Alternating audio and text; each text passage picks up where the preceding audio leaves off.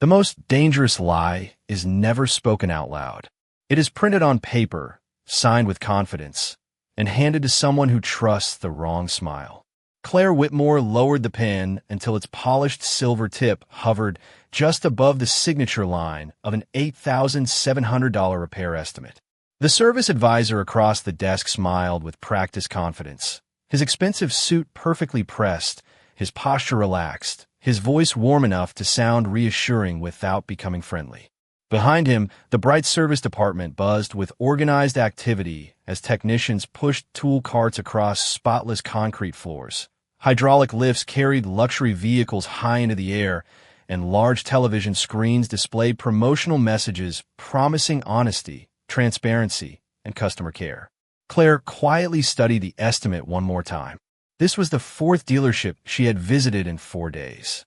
Each location belonged to Whitmore Automotive Group, the company she had spent 12 years transforming into one of the nation's fastest-growing dealership networks. Yet none of the employees recognized the woman sitting in front of them wearing faded blue jeans, white sneakers, and a simple gray jacket. To them, she was merely another customer driving an ordinary sport utility vehicle. 3 dealerships had already insisted the vehicle needed thousands of dollars in urgent repairs. 3 dealerships had used almost identical language. 3 dealerships had warned that driving away without immediate service would place her family at risk. Now the 4th dealership had produced a repair estimate that looked strangely familiar once again. Brake components, oxygen sensor replacement, electrical diagnostics, cooling system service, transmission inspection, different building, different employees, nearly identical recommendations. Brent Holloway, the dealership manager, leaned forward with a reassuring smile. If I were you, I would not wait another day. Safety always comes first. Claire slowly nodded, pretending to hesitate. She wanted one more confirmation before making her decision. She lifted the estimate toward the overhead lights, quietly comparing. The inspection timestamps to those from the previous 3 dealerships folded inside her purse. The numbers were different, yet something about them still felt rehearsed. Just as she lowered the paper, another voice entered the conversation. "Mom, I would not sign that." The words were calm, respectful, and completely unexpected. Every head inside the customer waiting area turned at once. A man wearing a clean blue mechanic work shirt stood near the open entrance carrying a medium-sized cardboard box filled with replacement parts. He looked no different from dozens of independent repair shop owners across America. His jeans showed faint traces of honest work. His work boots were worn but carefully maintained, and his calm brown eyes carried none of the hesitation usually seen when someone interrupted a dealership manager. Brent frowned immediately. "Sir, this discussion does not involve you." The man nodded politely without taking another step forward. "You are right." His voice remained steady. "But that report involves a vehicle, and vehicles have a way of telling the truth." A quiet ripple moved through the waiting room as several customers glanced toward the sport utility vehicle parked inside the inspection lane. Claire studied the stranger carefully. He did not appear angry. He did not appear eager to embarrass anyone. Instead, he looked at the repair estimate the way a teacher might look at a math problem with the wrong answer already circled. Brent folded his arms. "Are you saying my technicians are lying?" The stranger answered without raising his voice. "I am saying this inspection claims your technicians completed procedures that require more time than the report says the vehicle was even inside the service bay." The smile disappeared from Brent's face. One technician looked toward another.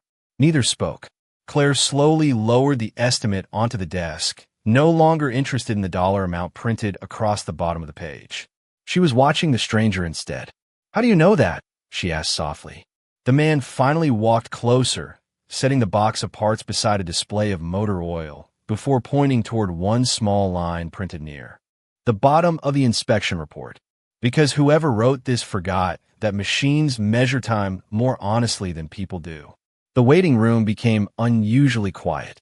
Even the television advertisements seemed distant beneath the low hum of fluorescent lights. Claire looked back at the timestamp, then toward the vehicle, then back at the stranger.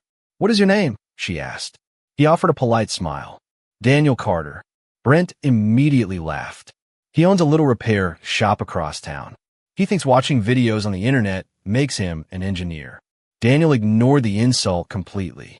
His eyes never left the inspection report. "No," he said quietly. "I think someone hopes you never notice what this piece of paper is actually saying." Claire slowly placed the pen on the desk instead of signing her name. For the first time in 4 days, she was no longer wondering whether her vehicle needed repairs. She was wondering whether 4 different dealerships had been telling the exact same lie. Brent Holloway forced a polite smile back onto his face, but the confidence behind it had begun to crack. "Our technicians follow factory procedures," he said. "Every inspection is completed using certified diagnostic equipment." Daniel Carter simply nodded as though he had heard the same sentence many times before. "Machines do exactly what they are designed to do," he replied calmly. "People decide how to use them." The waiting room grew even quieter. A young technician standing near the service bay looked down at the clipboard in his hands instead of meeting anyone's eyes. Claire Whitmore remained seated, carefully watching every expression around her. She had spent years studying financial reports, executive meetings, and shareholder presentations, but she had learned long ago that the truth usually appeared first on people's faces before it appeared on paper. Brent reached for the inspection report and slid it across the counter. "If you believe something is wrong, show us." Daniel stepped closer without touching the vehicle. Instead, he pointed to the timestamp printed near the bottom of the page.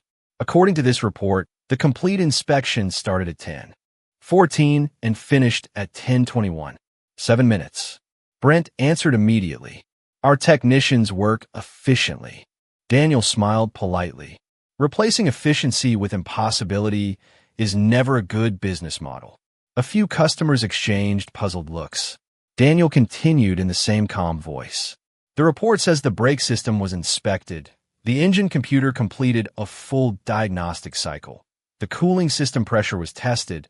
The oxygen sensor readings were verified, and the transmission performance evaluation was completed." He gently tapped the paper once with his finger. Even if every tool was already connected before the vehicle entered the bay, those procedures alone require more than 7 minutes. Brent folded his arms. "You are making assumptions." Daniel looked toward the sport utility vehicle resting on the lift.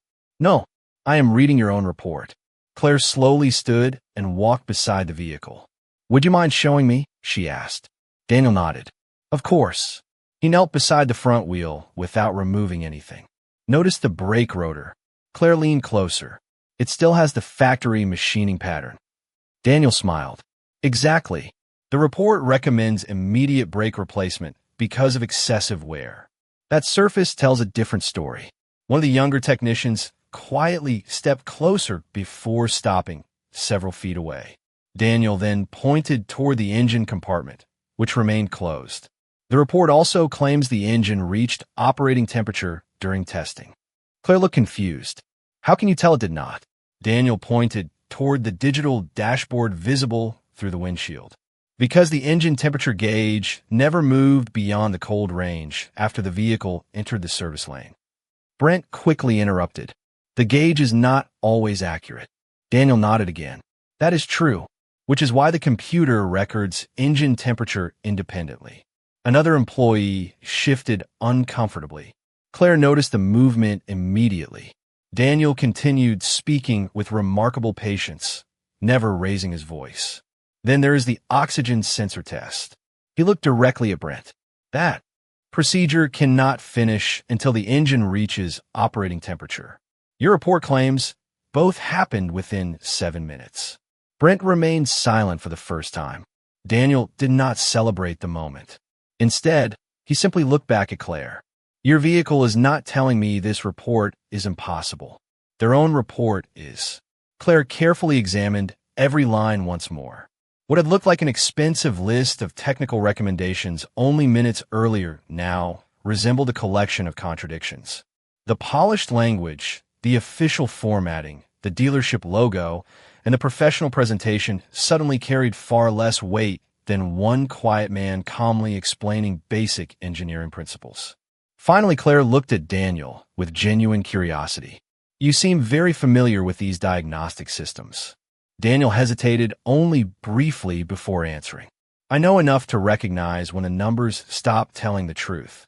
Brent forced a laugh that sounded hollow inside the suddenly silent service department. You expect everyone to believe one independent mechanic over an entire dealership? Daniel met his eyes without anger. No, I expect them to believe the data. As those words settled across the room, one of the technicians quietly opened the digital service history on a nearby computer, and the expression on his face changed just enough for Claire to realize something much larger than one dishonest repair estimate had begun to reveal itself. The young technician stared at the computer screen for several long seconds before quietly stepping back, as though he had touched something he was never supposed to see. Daniel Carter noticed the hesitation immediately, but he did not ask the employee a single question. Experience had taught him that frightened people rarely spoke because they were pressured. They spoke when silence became heavier than the truth. Claire Whitmore watched the same hesitation with careful attention. Years of leading one of the largest automotive companies in America had trained her to recognize small changes in behavior. A delayed answer, a nervous glance, a hand that suddenly stopped moving. Those details often revealed more than an entire presentation prepared in a boardroom. Brent Holloway quickly walked toward the computer station. Everything is fine, he said with an uneasy smile. Our system occasionally refreshes customer records. Daniel remained perfectly calm. Then perhaps it should finish refreshing before anyone asks a customer to spend $8,700. A few quiet chuckles escaped from the waiting area before the room fell silent again. Brent looked irritated, but Daniel never sounded insulting. He simply allowed facts to speak louder than emotion. Claire slowly opened her purse and removed 3 neatly folded repair estimates from the previous dealerships she had visited earlier that week. She placed all 4 reports side by side across the customer service counter. "Would you look at these?" she asked softly. Daniel studied the papers without touching them at first. His eyes moved across each page with surprising speed. Different dealership logos, different technician names, different addresses. Yet something immediately caught his attention. "May I?" Claire nodded. Daniel carefully aligned the pages until every recommendation could be compared line by line. He pointed toward the first estimate, brake system, then the second, cooling system, the third, oxygen sensor, finally the fourth, transmission inspection. He looked up at Claire with thoughtful eyes. The order never changes. Brent folded his arms once again. Popular repairs appear frequently. Daniel nodded politely. That is true. He gently tapped each estimate with one finger. Popular wording does not. Claire leaned closer. Daniel continued. Notice this sentence. He read slowly. Immediate service is recommended to prevent possible long-term component failure. He pointed to the next estimate. Exactly the same sentence. Then another. Exactly the same. Finally the fourth. Not similar. Identical. The young technician, standing near the service entrance, quietly lowered his head. Daniel continued examining the reports. Even punctuation matches. Claire felt a quiet chill despite the warm lights above the service desk. She had visited 4 completely different dealerships, located miles apart, different managers, different technicians, different customers. Yet the reports looked as though they had been copied from the same invisible template. Daniel carefully turned one page over and smiled, almost sadly. This was never written by 4 different people. Brent immediately objected. You cannot prove that. Daniel looked toward him without raising his voice. I already can. He pointed toward a small internal reference code printed near the bottom corner of every estimate. Most customers would never notice it. It appeared no larger than a serial number. Do you know what this code means? Brent hesitated. It is an internal document reference. Daniel gently shook his head. Not exactly. Claire watched him closely. Something about his expression suggested he recognized far more than a random number. Daniel traced the code with his fingertip. This identifies the recommendation template stored inside the dealership management system. Brent's confidence faded another step. Claire asked quietly, "How could you possibly know that?" Daniel looked at the tiny code for another moment before answering. Because years ago, I helped build the architecture that generated it. The room became completely still. Even the employees stopped pretending to organize paperwork. Claire studied Daniel's face with growing curiosity. He had never boasted. He had never introduced himself as an expert. He had simply followed the evidence wherever it led. Daniel carefully stacked the 4 estimates together before handing them back to Claire. These dealerships did not accidentally reach the same conclusion, he said softly. Someone taught them to produce the same answer. Claire looked down at the 4 matching reports resting in her hands, and for the first time she realized she was no longer investigating a dishonest repair shop. She was staring at the outline of a system that had learned how to disguise deception as routine customer service. Claire Whitmore accepted the 4 repair estimates without saying another word. She folded them carefully, slipped them back in her purse, and looked at Daniel Carter with a quiet expression that revealed more. Curiosity, then surprise. "Would you have a few minutes after you finish here?" she asked. Daniel glanced toward the cardboard box of parts he had delivered and then at the small clock above the service entrance. "I need to get back to my shop," he answered. "My daughter will be there after school." Claire nodded with understanding. "Then I will follow you if you do not mind." Brent forced another uneasy smile. "Ma'am, I really believe you are letting this misunderstanding become much larger than it should be." Claire turned toward him politely. "Perhaps, but I have learned that small questions often uncover very large answers." She thanked him for his time, declined every recommended repair, and quietly walked toward the parking lot. Daniel picked up his box of replacement parts, nodded courteously to everyone in the waiting room, and left without another word. Nearly 30 minutes later, Claire parked outside a modest repair shop on the edge of town.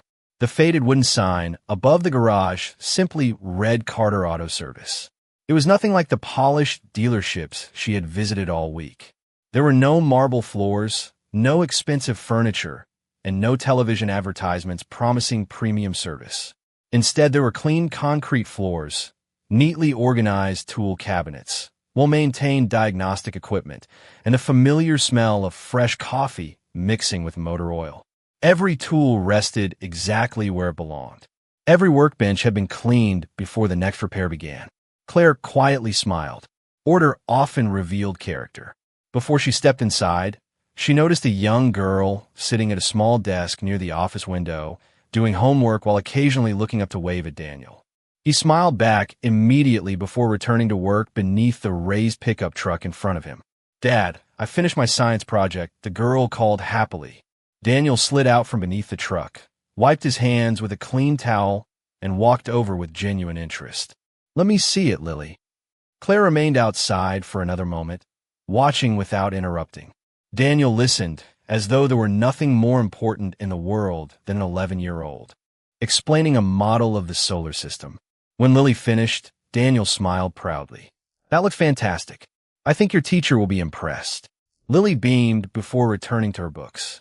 Only then did Daniel notice Claire standing near the entrance. "I hope I did not keep you waiting," he said. "Family comes first," Claire answered softly. "That is never something to apologize for." Daniel invited her inside and offered a simple chair beside the office desk. The garage remained quiet except for the gentle sound of an air compressor cycling in the background and birds singing beyond the open service door. Claire placed the 4 repair estimates on the desk once again. "You said someone taught those dealerships to produce the same answer," she began. "How could you recognize that code so quickly?" Daniel looked at the papers for several seconds before answering. "Because I remember writing the original framework that generated those internal reference numbers." Claire looked at him without speaking. Daniel reached into an old filing cabinet beside the office desk and removed a worn employee identification badge. The photograph showed the same calm face, only younger, wearing a white engineering shirt instead of mechanic's clothing. Beneath the picture appeared the words Senior Diagnostic Systems Engineer, Whitmore Automotive Group. Claire slowly picked up the badge, studying both the name and the company logo she knew better than anyone else. Daniel quietly returned the badge to the desk. "Years ago," he said with complete humility, "I helped design the diagnostic system your dealerships still use today." Claire Whitmore held the worn identification badge with both hands as though it weighed far more than a small piece of plastic. The company logo had changed slightly over the years, but the employee number and engineering division were unmistakable. She slowly looked back at Daniel Carter. "You work for Whitmore Automotive Group?" she asked quietly. Daniel nodded, once before placing a fresh pot of coffee on a small table near the office window. "A long time ago." His answer carried no pride and no regret. It sounded like someone describing an old chapter that had already found its ending. Claire carefully returned the badge to the desk. "You said you designed part of the diagnostic system." Daniel smiled gently. "Part of it. A great team built the platform together. I was responsible for the architecture that recorded inspection data and verified diagnostic sequences." Claire looked toward the garage where sunlight reflected across clean tools arranged with remarkable precision. Why would someone who built a national system leave to run a neighborhood repair shop? Daniel glanced through the office window. Lily sat quietly reading her science book while occasionally writing notes with a bright blue pencil. His expression softened immediately, because life sometimes asks a different question than your career. Claire remained silent, sensing there was more to the story than he intended to tell. Daniel continued working as they spoke, placing wrenches back into their proper places and wiping each tool before returning it to the cabinet. "After my wife passed away, Lily needed her father more than another engineering meeting. Promotions can wait. Childhood cannot." Claire lowered her eyes for a brief moment. She had negotiated billion-dollar acquisitions, expanded dealerships across multiple states, and spoken before thousands of shareholders, yet she suddenly realized she had no words strong enough to answer such simple honesty. Daniel finally sat across from her with 2 cups of coffee. "Most people believe success is measured by the size of the building where you work," he said quietly. "I stopped believing that a long time ago." Claire looked around the modest garage once again. Every customer vehicle waiting for service appeared ordinary. An older sedan, a family minivan, a pickup truck with faded paint. None belonged to wealthy collectors or celebrities. Yet each vehicle had been treated with the same careful attention. "Do your customers know who you were?" she asked. Daniel smiled. "No, why not?" He shrugged gently. "They came here because they needed an honest mechanic, not an impressive biography." Before Claire could respond, the bell above the entrance rang softly. An elderly woman entered carrying a homemade pie wrapped carefully in a kitchen towel. "Daniel," she said warmly, "my grandson wanted me to thank you again. You could have charged us for a new alternator, but you only replaced a loose cable." Daniel accepted the pie with genuine gratitude. "Your grandson needed his savings more than I needed another invoice." The woman smiled at Lily before leaving the shop. Claire watched the entire exchange without speaking. No cameras, no advertisements, no public recognition, just quiet integrity repeated one customer at a time. After the door closed, Daniel returned the pie to the office counter. "People remember how you make them feel long after they forget how much they paid," he said softly. Claire reached into her purse and removed one of the 4 repair estimates once again.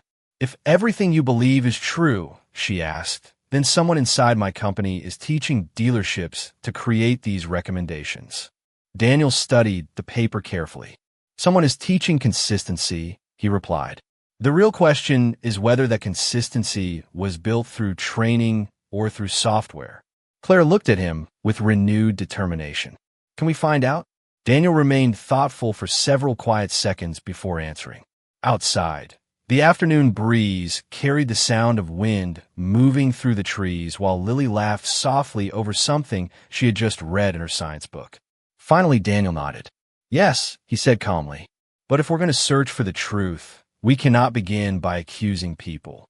We have to let the data tell its own story. Good systems always leave footprints, even after someone believes they have erased them." Daniel Carter carried the 4 repair estimates into the small office and carefully spread them across his wooden desk beside an aging laptop that had clearly been maintained with the same care as every tool inside his garage. The afternoon sunlight drifted through the front windows, casting long golden reflections across stacks of repair manuals, engineering notebooks, and neatly labeled folders that had remained untouched for years. Claire Whitmore watched quietly while Lily gathered her school books and smiled at her father. "I'm going to finish my homework in the back room," she said. Daniel returned the smile. "I will be there in a little while." After Lily disappeared behind the office door, Daniel slowly opened one of the old notebooks resting on the shelf above his desk. The pages were filled with hand-drawn diagrams, software flowcharts, and handwritten notes dating back more than a decade. Claire immediately recognized the early development logo of Whitmore Automotive Group printed on the first page. "You kept everything," she said softly. Daniel nodded. Engineers learn that documentation remembers what people forget. He carefully turned several pages before stopping at a diagram showing the original design of the dealership diagnostic platform. "When we built this system," he explained, "our goal was simple: help technicians make better decisions. The software was never supposed to replace integrity. It was supposed to support it." Claire studied the diagram with growing concern. "Then how could this happen?" Daniel traced one section of the drawing with his finger. "Because software follows instructions. If someone changes the instructions, the software faithfully repeats them every single day." Claire looked back at the 4 nearly identical repair estimates. "Can we prove that?" Daniel leaned back in his chair for a moment before answering. "Not with these papers alone." He opened his laptop and connected an external hard drive that looked almost as old as the notebook beside it. The computer slowly powered on before displaying a collection of archived engineering files. Claire watched as folders labeled diagnostic architecture, validation protocols, and audit framework appeared on the screen. Daniel opened one document after another with remarkable familiarity. "I kept copies of the original documentation because I believed one day someone might need to understand why certain safeguards existed." Claire noticed a heading titled Timestamp Verification Engine. "What is that?" Daniel smiled faintly. "One of the features my team insisted on adding." He opened the file and pointed toward a section describing how every completed inspection automatically recorded multiple independent time references. "Most people only notice the printed timestamp," he explained. "The system actually creates several hidden records every time a vehicle is inspected." Claire's eyes widened. "Hidden records?" Daniel nodded. "Internal validation data. Start time, completion time, technician identification, equipment activation. Every legitimate inspection leaves a trail." Claire slowly realized the importance of what he was saying. If someone generated repair recommendations before completing the inspection, Daniel finished her thought, the timestamps would never agree. The room became very quiet except for the gentle hum of the old computer. Outside, a customer picked up a repaired sedan and thanked another mechanic before driving away. Daniel watched through the window for a brief moment before returning his attention to the engineering files. "There is one more thing," he said. "If multiple dealerships are producing nearly identical recommendations, we should not focus on the repair estimates anymore. We should compare the underlying system records." Claire folded her hands thoughtfully. "Those records are stored on company servers." Daniel nodded once. "Exactly. If the original audit framework is still active, the data already knows who changed the process." Claire looked directly at him. "Then tomorrow morning I will gain access to every server I need." Daniel closed the laptop gently and looked toward the hallway where Lily was quietly studying. "Do not warn anyone first," he said calmly. "When honest people know they are being observed, they keep doing their jobs. When dishonest people think no one is watching, they usually reveal far more than they intended." Claire slowly stood, understanding that the investigation had just crossed an invisible line. They were no longer searching for suspicious repair estimates. They were preparing to let an entire system testify against itself. The following morning, Claire Whitmore arrived at the corporate headquarters long before sunrise. The glass tower reflected the pale blue sky as the city slowly awakened, and the quiet lobby echoed with nothing more than the soft footsteps of early employees arriving for another ordinary workday. To everyone who greeted her with a smile, she appeared to be beginning another routine morning. Only Claire knew that before the day ended, she hoped to discover whether the company she had spent years building was protecting customers or quietly betraying them. She walked directly to the Information Technology Operations Center and greeted the overnight systems manager with her usual calm professionalism. "I need access to the archived diagnostic audit records," she said. "No announcements, no notifications, no changes to user permissions." The manager looked surprised, but immediately complied. Within minutes, several secure monitors displayed years of dealership diagnostic activity. Thousands of inspections appeared as organized rows of numbers, timestamps, technician identifications, equipment logs, and internal validation records. Claire remembered Daniel Carter's final words before she had left his garage. "Do not begin with the recommendations. Begin with the timestamps." She quietly filtered the records from the 4 dealerships she had personally visited. At first, everything appeared perfectly normal. Vehicles entered service. Technicians logged into diagnostic equipment. Repair recommendations were generated. But when she expanded the validation data hidden beneath the standard reports, small inconsistencies began appearing one after another. Several inspections had supposedly finished before every required diagnostic module had completed. Others generated expensive repair recommendations before the engine temperature reached the minimum level required for testing. Even more concerning, identical recommendation packages appeared across multiple dealerships within seconds of one another despite being hundreds of miles apart. Claire leaned closer to the monitor. The similarities were too precise to be coincidence. At nearly the same moment, Daniel opened his modest repair shop across town. While Lily organized her school backpack before leaving for class, Daniel quietly reviewed copies of the original engineering documentation one final time. He compared old design specifications with handwritten notes that explained why every diagnostic action had originally been assigned multiple independent timestamps.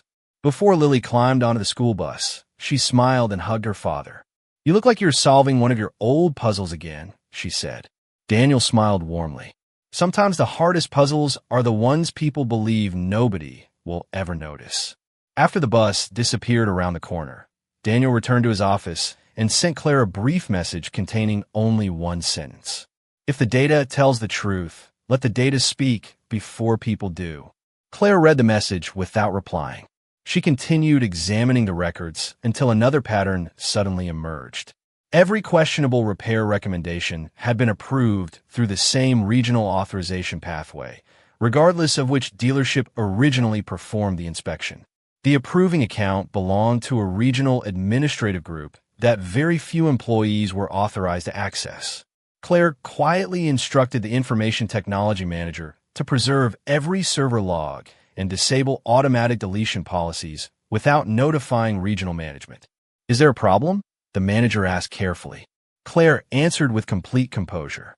"I do not know yet. That is exactly why nothing must disappear." Across town, Daniel finished repairing a customer's pickup truck and watched sunlight spill across the open garage floor. He had spent years believing his work inside the corporation belonged to the past, yet every engineering decision he had made long ago was now beginning to speak again through the data itself. Neither anger nor accusation had uncovered the truth. Careful observation had, and somewhere inside the company's servers, a pattern of numbers was quietly preparing to tell a story that no carefully rehearsed explanation would ever be able to erase. The evidence continued to grow throughout the afternoon with the quiet certainty of a sunrise. Claire Whitmore remained inside the Secure Information Technology Operations Center, reviewing one audit record after another, while a small team of trusted analysts carefully preserved every server log exactly as it existed. Nobody outside the room knew what she was examining. No department received a warning. No regional manager was contacted.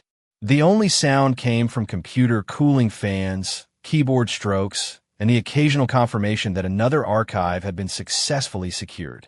Claire compared inspection records from dozens of dealerships spread across multiple states. Honest locations displayed natural variation. Inspection times differed. Repair recommendations reflected the actual condition of each vehicle. Technician notes sounded personal and specific. The questionable dealerships looked completely different. Their recommendations followed nearly identical sequences. Their wording matched almost perfectly. Most disturbing of all, expensive repair packages repeatedly appeared before the required diagnostic procedures had finished according to the hidden validation records. Claire quietly placed both hands on the conference table as she stared at the growing collection of evidence displayed across several monitors. Daniel Carter had been correct. The recommendations were not leading the investigation. The timestamps were. Every hidden record was calmly repeating the same story.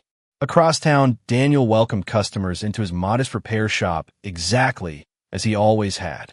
An elderly couple arrived, believing their sedan needed a costly suspension replacement after visiting another repair facility. Daniel performed a careful inspection, invited them to stand beside the vehicle, and patiently explained that only one inexpensive stabilizer link required replacement. The couple smiled with visible relief. Daniel charged only for the necessary repair and wished them a safe drive home. Nothing about his day suggested he was quietly helping uncover one of the largest integrity failures in a national dealership network. Before closing the repair order, he looked briefly at his phone. A single message from Claire had arrived only minutes earlier. It contained 3 words. "You were right." Daniel did not smile with satisfaction. Instead, he looked toward the service bay, where another family vehicle waited for inspection. Truth was never about proving someone wrong. It was about protecting people who trusted the wrong information. Meanwhile, inside corporate headquarters, one analyst cautiously approached Claire with another discovery. "There is something unusual about the authorization history," he said. Claire stepped beside his monitor. Every questionable recommendation package had traveled through the same regional approval pathway before appearing inside multiple dealerships. The individual technician names changed. The dealership addresses changed. The customers changed. The approval pathway never did. Claire requested one final comparison against the original engineering specifications archived inside the company database. When the files appeared on the screen, she immediately recognized the validation architecture Daniel had described from memory inside his small garage.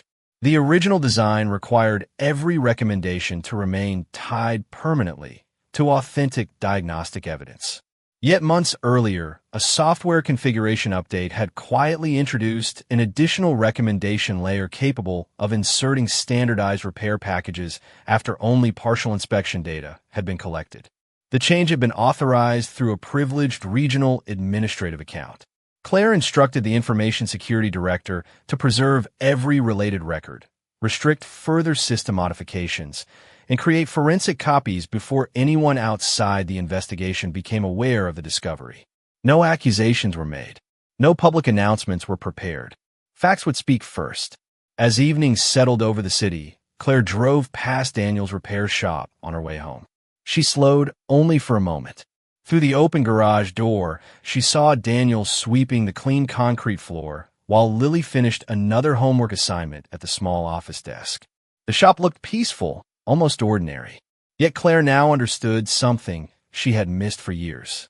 Great character rarely announces itself with impressive titles or expensive offices. Sometimes it quietly closes a garage at the end of another honest day, while an entire corporation unknowingly depends upon the integrity of the one person it had allowed to walk away. The servers were now preserved. The evidence was complete. All that remained was allowing the truth to enter a room where nobody would be able to argue with the numbers. The special board meeting began on a quiet Monday morning beneath the floor-to-ceiling windows of Whitmore Automotive Group headquarters. Every executive believed the meeting would focus on quarterly performance, regional growth, and customer satisfaction metrics. Polished conference tables reflected the soft morning light, while presentation screens displayed the company logo above a single title that simply read Customer Trust Review. Claire Whitmore entered the room without ceremony, greeting each executive with her usual professionalism before taking her seat at the head of the table. Several regional managers smiled confidently, unaware that the investigation had already reached its conclusion. A few minutes later, the conference room door opened once more. Daniel Carter walked inside wearing the same clean blue mechanic work shirt he had worn inside the dealership days earlier. Some executives exchanged puzzled glances, quietly wondering why an independent repair shop owner had been invited to a board meeting. Daniel acknowledged everyone with a polite nod before taking the final chair near the end of the table. Claire stood and addressed the room with remarkable calm. During the past week, I visited 4 of our dealerships as an ordinary customer. None of the employees recognized me. The room immediately became silent. Claire continued. Each location recommended thousands of dollars in unnecessary repairs on the same properly functioning vehicle. Several executives shifted uneasily while regional reports appeared across the large presentation screens. Claire did not accuse anyone by name. Instead, she displayed timestamps, inspection sequences, validation records, and archived engineering specifications exactly as they had been preserved.